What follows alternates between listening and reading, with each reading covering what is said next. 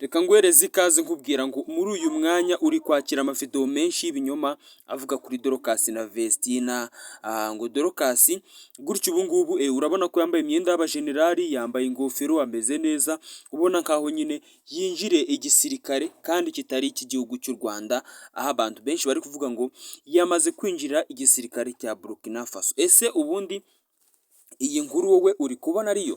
Gusa njye nkurikije amakuru mba ngiye mfite hirya no hino ku munyamakuru, ahubwo Vestina na Dorcas bamaze gupanga ko bagiye gusohora indirimbo nshyashya. Impamvu batari gushyira audio yayo hanze cyangwa se ngo babe bagaragaza izina ryayo, nuko muri ino minsi umuntu ari kujya ajya gukora indirimbo, wakibeshya gatoya wasohora audio cyangwa se akavideo gatoya kagaragaza indirimbo uzasohora izina ryayo, ugasanga abantu benshi birukankiye muri AI bajya gukora amavideo menshi baza babeshya ngo iyi ngiyi niyo nyayo, ugatuma abantu benshi bayireba, indirimbo yawe ikazajya gusohoka abantu benshi batakibuka ko iyo ndirimbo izanakorwa. Akaba ariyo mpamvu aya mayeri ariyo uyu mukobwa Dorcas na Vestina bakoresheje, bambara imyenda imeze nk'iya gisirikare, barifotoza, aho amavideo menshi ari gusohoka avuga ko uyu Vestina na Dorcas bamaze kwinjira igisirikare cyo muri Burkina Faso, kubera ko yasezeranye umurenge n'umugabo witwa Idris uturuka muri Burkina Faso.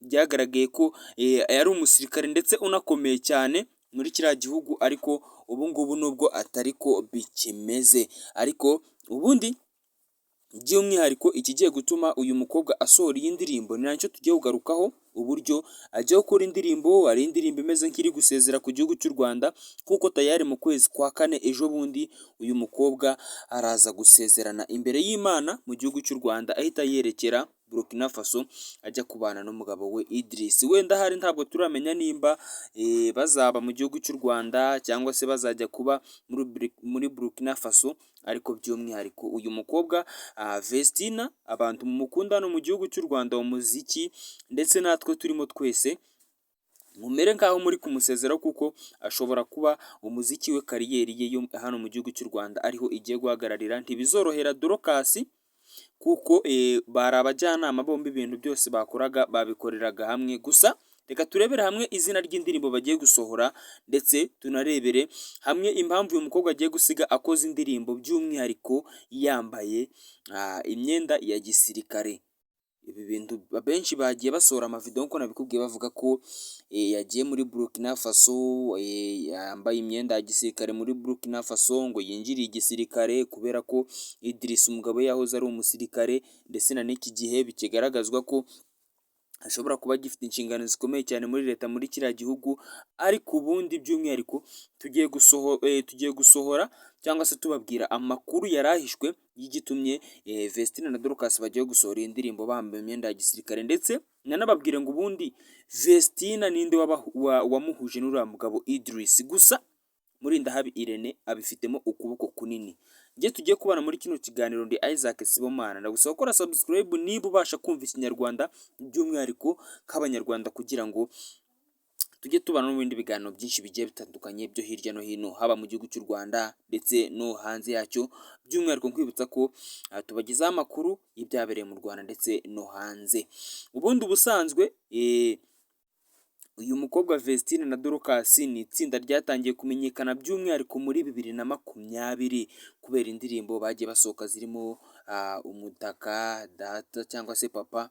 Izi ndirimbo zagiye zimenyekana bituma aba bana bava ku rwego rumwe bagera ku rundi, ku buryo umuntu wese abakurikiranaga yavuze ngo aba gospel ntabwo basanzwe, ni ibikoko, kuko amajwi bari bazanye mu gihugu cy'u Rwanda yari amajwi mashyashya y'abana bakiri batoya. Ndetse kubwira ko ubu gutya Vestina ni umukobwa w'imyaka 22, naho Dorcas ni umukobwa w'imyaka 20, ariko bakaba bakize. Ndetse Vestina akaba yarasezeranye n'umugabo umurusha imyaka yose 20, aho umugabo afite imyaka 42, naho Vestina akaba afite imyaka 22. Umugabo avuka mu gihugu cya Burkina Faso. Ubundi reka nkubwire impamvu uyu Vestina na Dorcas bafashe umwanzuro wo gusohora indirimbo. Urabona ko bateye amasari, mbega urabona ko ari ibintu biteye agahinda. Umwe abwira uti undi ngo ngiye kujya muri Burkina Faso, wowe ugiye gusigara mu gihugu cy'u Rwanda. ibizashoboka nibyo tuzakora, cyane ko indirimbo bagiye gusohora ari n'indirimbo ishobora kuzaba iteye agahinda ndetse izanababaza benshi, kuba Vestine azaba asezera kuri murumuna we yigendera ajya kuba muri Burkina Faso. Ubundi uyu mugabo Idris, ngiye kukubwira uburyo yahuye n'uyu mukobwa Vestina w'umunyamuzika hano mu gihugu cy'u Rwanda mu bijyanye na gospel cyangwa se mu ndirimbo zo kuramya no guhimbaza Imana. Hari muri 2022 nibwo uyu mugabo yafashe indege yerekeza hano mu gihugu cy'u Rwanda aje kugisura, ariko akaba yarasanzwe afitanye uburyo akominikanamo n'uyu mugabo ukora Murindahabi Irene ukora interview, bari bafite uburyo basanzwe baziranyemo. Niwe waje rero kuba yamusaba kuba yatereta umukobwa hano mu gihugu cy'u Rwanda muri 2022.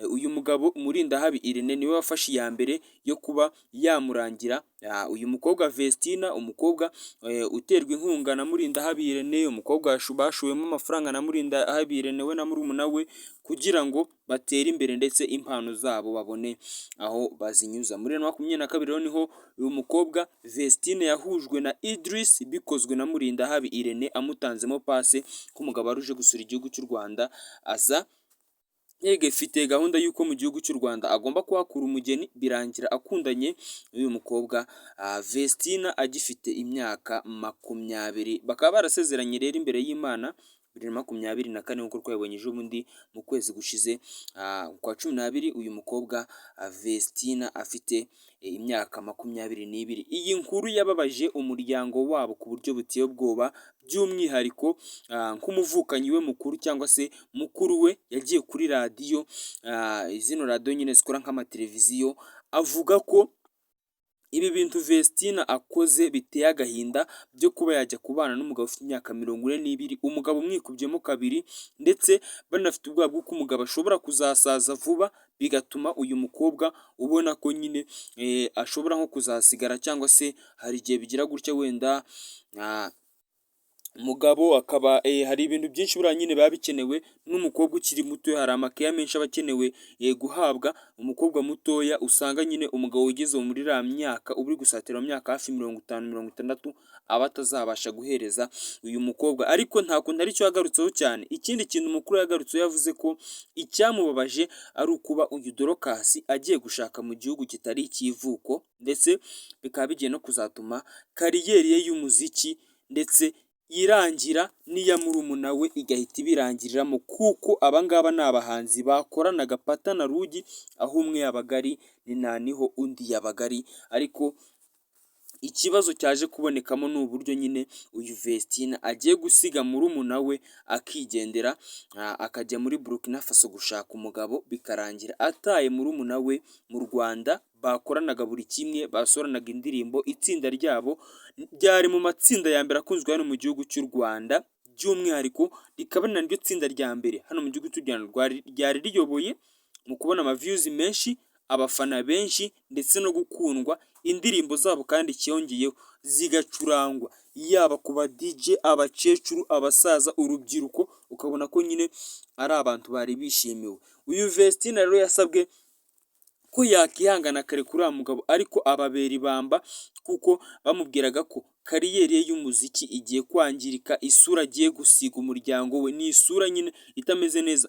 Yego gushaka ni byiza, ariko nabwo gushakwa n'umuntu umeze nk'umugabo ukuze cyane, umeze nk'umusaza, wowe usanzwe ufite imyaka 22, uri umukobwa ukiri mutoya ufite ejo hazaza, ariwe ukirangiza amashuri yisumbuye utariga kaminuza.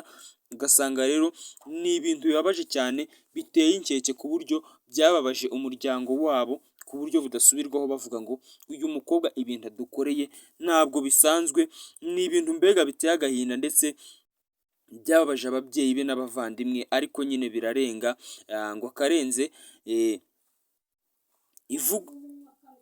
akarenze umunwa nyine karushya ihamagara, kandi ko icyo umuntu ashaka amata aguranwa itabi. Ni uko nguko rero ibya Vestina byagenze, birangira yemeye gushyingiranwa na Idris, umugabo umurusha imyaka 42 y'amavuko, ndetse utanavuga ikinyarwanda, avuga igifaransa, ku buryo n'igihe bajyaga gusezerana rwose kuvuga izina rye mu murenge byari byamunaniye.